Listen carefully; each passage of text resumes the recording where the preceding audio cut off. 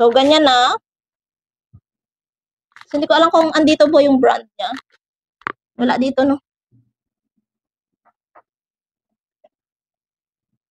Nandito tayo ngayon sa aming kitchen kasi actually, matagal ko na itong gustong ipopromote sana itong aming washing machine.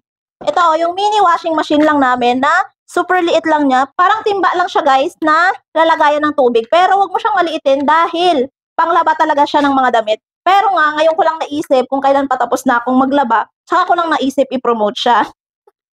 Pero sa susunod na araw siguro ipopromote natin ulit na umiikot. Pero syempre, paikutin natin ulit. So ganyan guys, iikot mo lang siya for 10 minutes. Actually, matagal na to guys sa amin.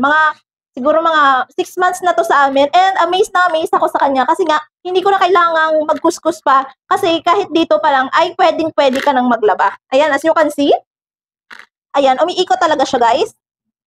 And huwag mo siyang mamaliitin. So ayun, tapos na yon. Tapos ko ng labahan. And then yung andon na sa aming tambakan ng tubig. Kasi laging nauubusan ng tubig. And at the same time, ganito na siya guys. So, kung hindi ka satisfied sa isang ikot na 10 minutes, pwede mo yung i-double ulit.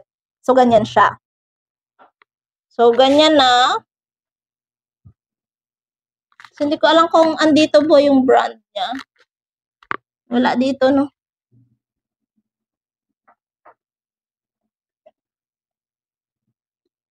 Ayan. So, baka magtaka kayo na wala yung takip niya. So, andito yung takip niya.